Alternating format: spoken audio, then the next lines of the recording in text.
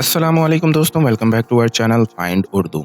Obesity obesity का मतलब है मोटापा या एक्सेसिव वेट। ओबेसिटी एक मेडिकल कंडीशन है जिसमें बॉडी का वेट अनहेल्दी लेवल तक बढ़ जाता है। ये अक्सर अनहेल्दी लाइफस्टाइल, ओवर ईटिंग और लैक ऑफ एक्सरसाइज की वजह से होता है।